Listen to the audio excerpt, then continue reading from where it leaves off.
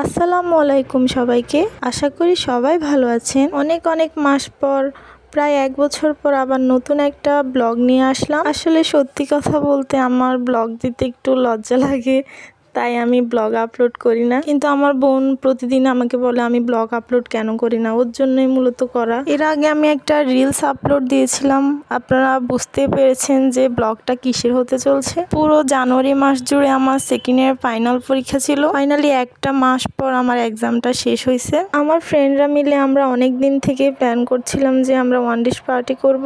Finally জানুয়ারির 1 তারিখে আমরা করে ফেললাম। আসলে এই যে ওয়ান ডিশ পার্টিটা হচ্ছে গিয়ে বাড়ি থেকে সবাই একটা একটা করে খাবার বানিয়ে নিয়ে আসবে, এরপর কোনো এক জায়গায় বসে আমরা সবাই মিলে সেগুলো খাবো। তো আমরা 5 জন মিলে করতে চাচ্ছিলাম আর কি অনুষ্ঠানটা। একজনের একটু পার্সোনাল প্রবলেমের কারণে ও আসতে পারেনি। এরপর কি করবো, আর আমরা 4 জন মিলে করছিলাম। যাই হোক, আমরা কলেজে গিয়েছিলাম। কলেজে যাওয়ার পর দেখলাম যে কলেজের মাঠে একটা অনুষ্ঠান হচ্ছে। পরে আমরা কলেজের অপোজিটে আরেকটা মাঠ আছে, ওখানেই বসলাম। এই যে 4 জনের মধ্যে আমরা 3 জনে চলে আসলাম। একজন সবসময় লেট, ও সবসময় লেট করে আসে, ও এখনো আসেনি। ঐশীর জন্য ওয়েট করতে করতে অহনা তো এখান দিয়ে চুরি করে বিরিয়ানি খেয়ে নিচ্ছে, দেখতে পাচ্ছেন আপনারা। এরপর আমিও না পেরে একটু শসা খেয়ে ফেললাম। ওর আসতে লেট হচ্ছে বলে রাবেয়া এর মাঝে আমাদের একটু মেহেন্দি লাগিয়ে দিচ্ছিল।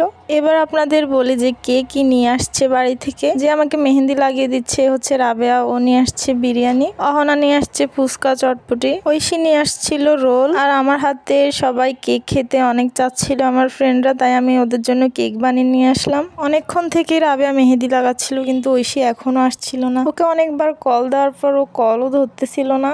ওর উপর তো আমরা সবাই অনেক বেশি রেগেছিলাম। ফাইনালি এই যে দেখুন সে আসছে। যাই হোক, ফাইনালি যেহেতু ও আসছে, এরপর ও আসার পর আমরা সবাই খাবার শুরু করলাম। সবার আগে ওর রোলটা দিয়ে শুরু করলাম। ওর রোলটা খেয়ে ওর প্রতি রাগ কমে গেছে, কারণ ওর রোলটা অনেক বেশি মজা ছিল।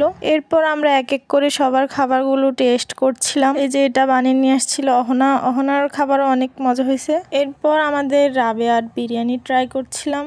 বিরিয়ানিও কিন্তু অনেক বেশি মজা ছিল। সবার খাবারই অনেক বেশি ভালো ছিল। সবাই এক একটা পাকা রাঁধুনি বলতে গেলে। যেহেতু ঐশী লেট করছিল, তাই ওকে শাস্তি স্বরূপ দোকানে পাঠালাম কোক আর চিপস নিয়ে আসার জন্য, সাথে ছিল পানীয়। আমরা স্কুল ফ্রেন্ডরা মিলে এমন একটা পিকনিকের আয়োজন করতে চাচ্ছিলাম অনেকদিন থেকে, কিন্তু একজন আসলে একজন আসে না, এমন করতে করতে আর করা হয়নি। ফাইনালি আমার কলেজ ফ্রেন্ডদের সাথে আমি করেই ফেললাম। আজকের দিনটা অনেক ভালো কাটছিল। তবে নেক্সট টাইম ইনশাল্লাহ আমি আমার স্কুল ফ্রেন্ডদের নিয়ে আবার এমন একটা অনুষ্ঠান করব। যাই হোক, অনেক আড্ডা দিচ্ছি, আমরা অনেক বেশি আনন্দ করছিলাম ওই দিন সবাই মিলে। এতগুলো খাবার তো একসাথে আমরা খেতে পাচ্ছিলাম না। এরপর আমাদের অনেক মাস পরই দেখা হবে, কারণ ন্যাশনাল তো ক্লাসে হয় না, এক্সামের টাইমে দেখা হয়। আমি সব থেকে বেশি খাবার নষ্ট করছি, কারণ আমি ওগুলো খেতে পারিনি। আমি আবার চিপস নিয়ে বসছি। ওরা আমাকে বলছিল যে ওগুলো এখনো শেষ করে নে, আবার চিপস কেন নিচ্ছি। আমিও যে বলছি যে না, আমার চিপস অনেক বেশি পছন্দ, আমি এখন খাবো এটা। সবাই সবার খাওয়ার টেস্ট করা শেষ।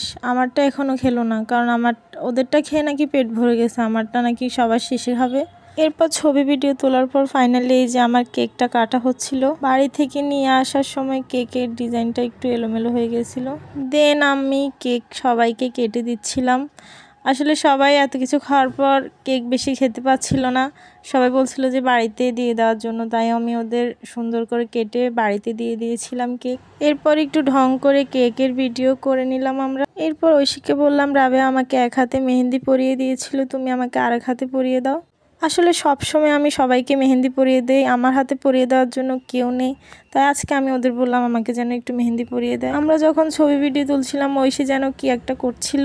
পরে দেখি যে আমরা এই যে ফেব্রুয়ারি 1 তারিখে আজকে অনুষ্ঠানটা করছিলাম, ও একটা স্মৃতিচারণ করছিল এবং আমাদের সবাইকে বলছিল এমন করে কালার দিয়ে একটু টিপছাপ দিতে, সবার স্মৃতি হিসাবে নাকি থাকবে এটা। এরপর ওর জন্য এই যে টিপছাপ দিয়ে দিলাম। আজকে দিনটা অনেক ভালোই কাটছে ওদের সাথে। এরপর আর ভিডিও রেকর্ড করা হয়নি। এরপর আমরা বাসায় চলে আসছিলাম। আপনারা যদি আমার এমন সুন্দর সুন্দর ব্লগ দেখতে চান, তাহলে অবশ্যই কমেন্ট করে জানাবেন। ইনশাল্লাহ আমি ব্লগ কন্টিনিউ করব। তো আজকের জন্য আল্লাহ হাফেজ, সবাই ভালো থাকবেন। যারা আমার পুরো ভিডিওটা দেখেছেন তাদের সবাইকে অসংখ্য ধন্যবাদ।